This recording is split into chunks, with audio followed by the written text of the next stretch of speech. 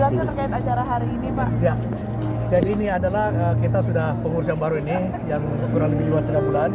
Kita telah membuat roadmap blueprint daripada PLT, yaitu industri tenis menuju Indonesia Emas.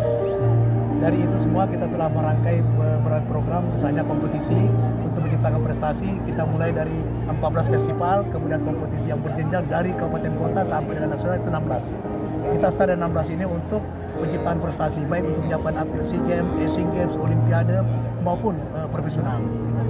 Ini merupakan langkah awal. Ya. Langkah awal kita mulai dengan umur 16 untuk memperlukan Piala Menpora. Terus ini akan kita gulirkan dan nanti kita akan mendata menghasilkan kurang lebih 100 petenis junior kita. Ini akan kita tempatkan di Sport Science yang akan terus dibina sampai senior.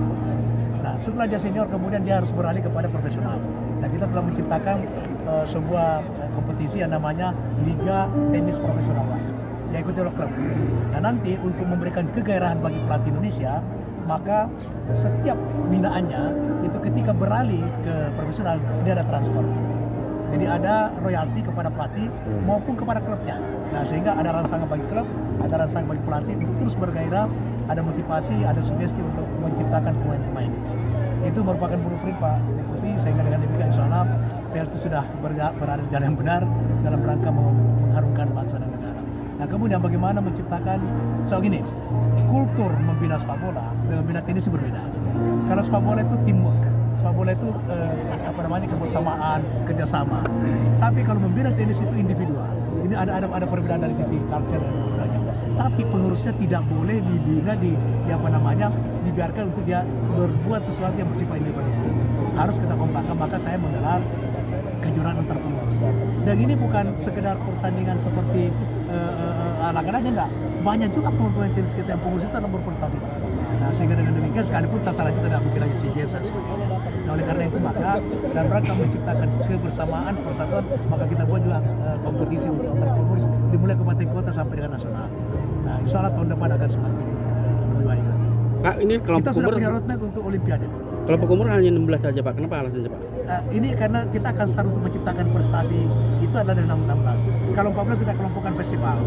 Ya, masih anak-anak kita masih bergembira main tenis dan sebagainya. Tapi dari situ kita akan naik ke 16. Jadi kita start 16, 16, 18 senior. Rencananya ini setiap tahun atau gimana? Setiap tahun. Setiap tahun. Jadi kita membagi 4 penyelenggaraan kompetisi dan turnamen. Ada kompetisi 16, 18 senior itu hanya dilakukan oleh PLT. Ya. Kemudian ada kompetisi liga profesional. Kemudian ada turnamen.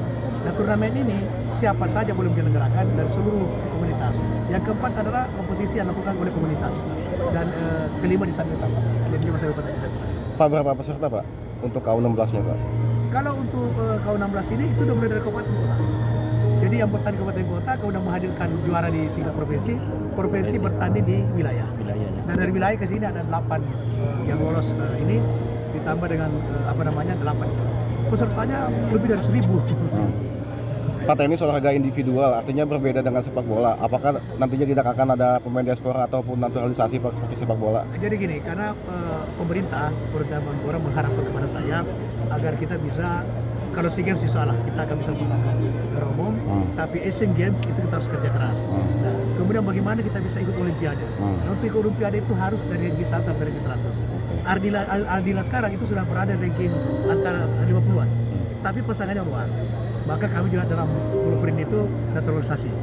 Ini sudah kita lakukan penjajakan, kita mencari yang betul-betul diaspora, yang ada ke Indonesia sehingga bisa cepat. Nah, dengan demikian maka insya Allah kita bisa ikut Olimpiade. So, kita punya perorangan itu kita sudah lumayan lah. Tapi untuk perorangan single untuk masuk ke Olimpiade masih berat. Oleh karena itu double-nya yang kita harapkan, karena kita punya potensi, ada Priska, ada Adila dan lain-lain, maka itu kita harus cari pasangan untuk diaspora. Kapan Pak? Rencana tahun ini apa atau kapan Ini Pak? perencanaan kita sudah siapkan. Sekarang saya sudah tugaskan bidang luar negeri untuk mencari agent, mencari pemain yang diaspora. Karena kita juga tidak mau kalau tidak berdarah Indonesia.